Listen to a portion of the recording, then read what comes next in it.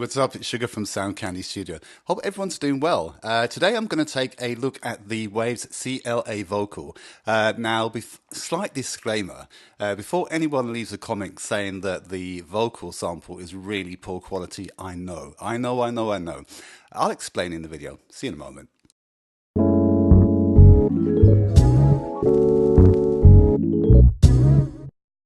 Welcome back. Right, today we're going to take a look at the Waves CLA vocal. This is for somebody who wants to get to their destination real quick, and they don't want to use a whole bunch of plugins for whatever reason.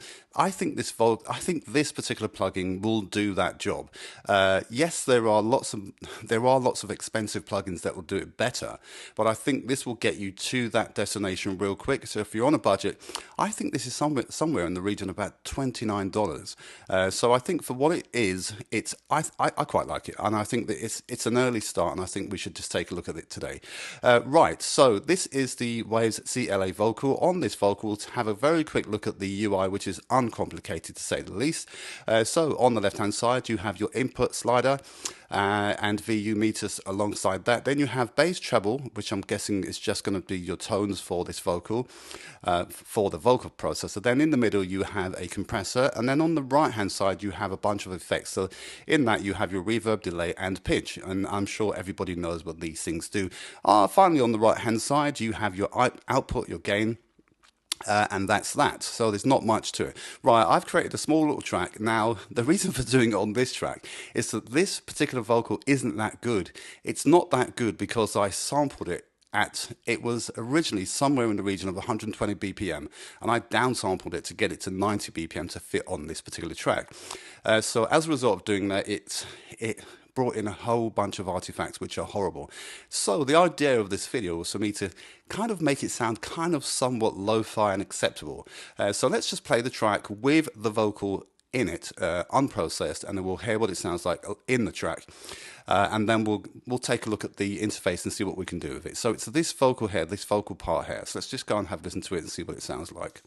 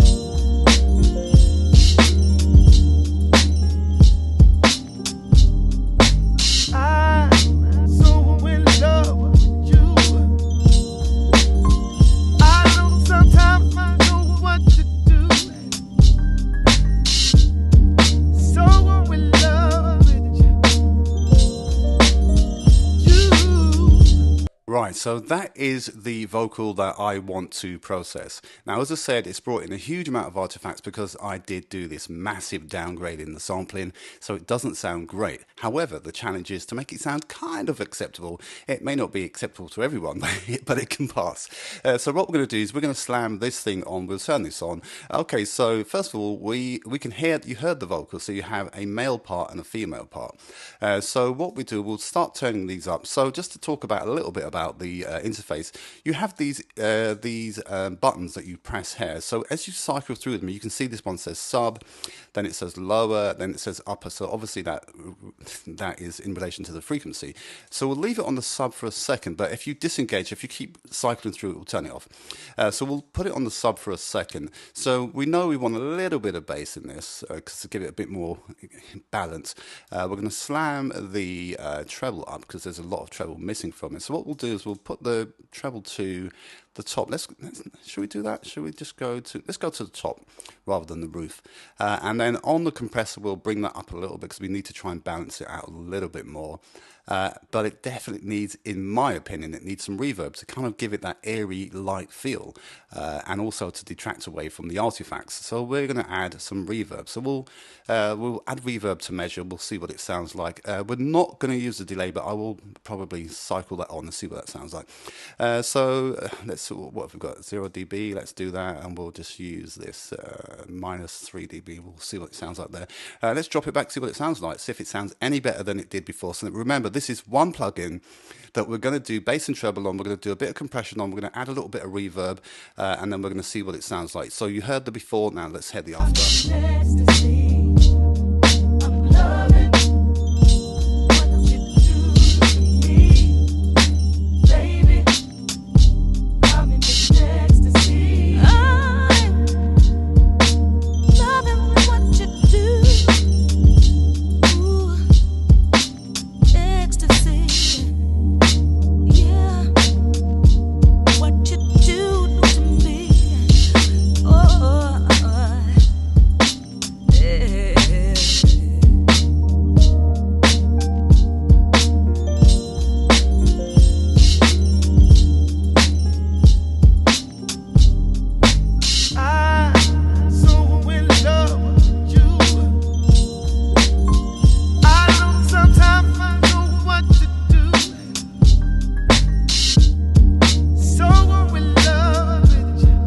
So that sounds a lot better than it did before. Let's just go to the male vocal part, because that part is, let's just try that. In fact, let's solo it and see what it sounds like with and without. I'm so in love with you. So you can still hear the artifacts, but when you put the music on, it's less than it is. I mean, the rule behind this is probably if you're going to sample something that's at, say, 120, 150 BPMs, then probably don't try and scale it all the way down because it will sound pretty rubbish. However, I actually think the vocal works on this track. It's just the artifacts are making it sound really badly.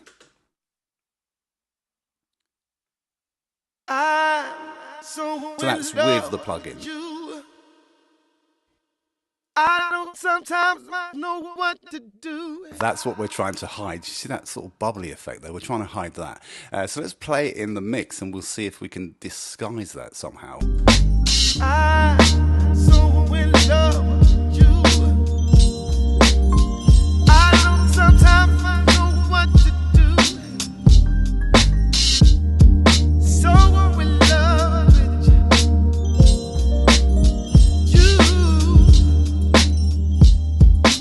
That's a lot better than it was before. Now, I mean, the whole idea is not to disguise the vocal so that it sounds rubbish. So you know that they have this saying, garbage in, garbage out. Well, there you go. You can't do a huge amount of really tight, neat work if you start with a rubbish vocal or you start with a rubbish sample. So that's always a bad starting point. However, if I put some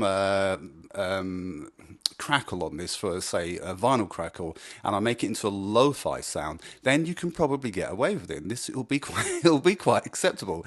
So the idea is that what we're doing here is we're simply using this plugin to kind of mask some of the effects. Now, it's not designed especially to mask bad samples. That's not what it's for. But what I am saying is, on this one plugin, you're able to put some bass, you're able to put some treble in it, you're able to do a bit of compression. In fact, let's turn the compressor up a bit more. You're able to do the reverb and some delay and some pitch correction. So you can do all of this in one plugin, and that's probably what I think this plugin is best to use for. Not to fix really rubbish vocals on vocal samples. However, it can do a pretty decent job of it. Baby, I'm in this ecstasy. I'm loving what you do. So where she says "I," what we want to do is we're going to slam the compressor up a little bit more. So maybe let's go to 2 dB. Let's see what we get when we do it there. Baby, I'm in this ecstasy. I'm loving what you do. And as you can see on the compressor, you have push, and then you have spank, and then you have wall. So let's see what we, obviously if we go to wall it will limit, but let's just have a listen to it there. Baby, I'm in this ecstasy. I'm loving what you do. Ooh, ecstasy. Yeah, what you do to me. Okay, so I can hear those artifacts even worse when we put it on the limit. So let's do it on the middle, see what we get there. Baby, I'm in this ecstasy. I'm loving what you do. Ooh, ecstasy. Yeah, I think that's better there. Okay, so in terms of the reverb, lots of you are going to say, well, there's just too much reverb in it. Yeah, I know. So let's tighten up the reverb. So let's just go to tight. The thing about when you put it on tight, presumably you're probably going to hear more artifacts, but let's just try it there and see what it sounds like when it's tight, because it won't be that hall and that sort of chamber style. It will be just very close. Let's see what it sounds like there. Baby, I'm in this ecstasy. Yeah, no, I don't like it there, definitely. Let's go for the larger. Let's just try and do it larger. Baby, I'm in this ecstasy. I'm loving what you do. Ooh, ecstasy. That might be better. So I can hear there's going to be a clip on the treble. So let's bring down the treble a couple of dBs, or at least a dB and a bit, just to stop that treble clipping there. I'm in this ecstasy. I'm loving what you do. Ooh, ecstasy. Yeah, what you do to me.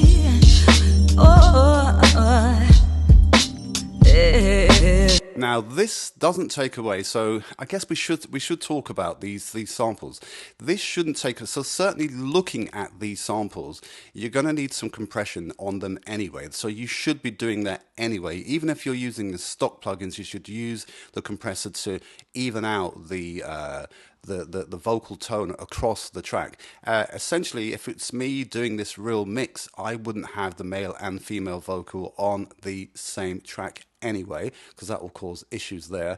You want to be able to EQ and do your manipulation independently. So you can certainly see from the waveforms here that there's a spike here and a spike here, which is there are less spikes here. So if you were mixing this, I would advise that you did them on separate channels and used compression to actually tighten up the vocal. However, we are not doing that in this particular episode. We are simply looking at this plugin. So based upon what we had before, let's go back and deselect. Let's disengage the plugin, and we'll see what we started with. I'm in this ecstasy. I'm loving what you do. Now that's definitely flat, so this plugin is going to simply add some bass and some treble, some compression and some reverb, and that's all we really wanted it to do. So let's just go through and have a listen to what it would have sounded like if we added some delay. So let's take the reverb entirely out and let's put some delay in. It's not going to sound good for anyone who's going to leave a comment and say that sounds rubbish. Yeah, I know, this is just an experiment. Let's just see what it sounds like anyway. Baby, I'm in this ecstasy. I'm loving what you do. Ooh, ecstasy. So that's on the slap. Let's try the next one. Let's try here. Let's see what it sounds like there. Baby, I'm in this ecstasy. I'm loving what you do.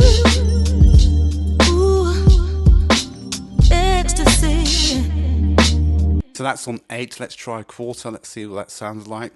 We may as well just cycle through and see what it sounds like. Baby, I'm in this ecstasy. I'm loving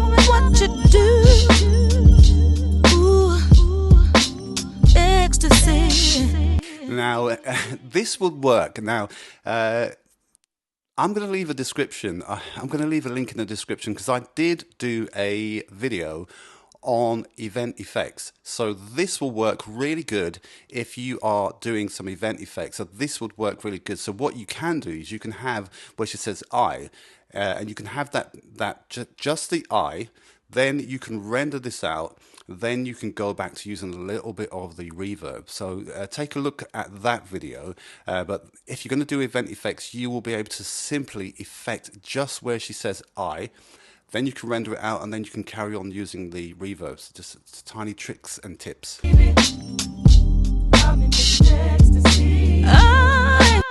So if you were to stop it there and then print that track and then disengage the plugin and then go back to using just the reverb, I think that would sound quite nice as a mix.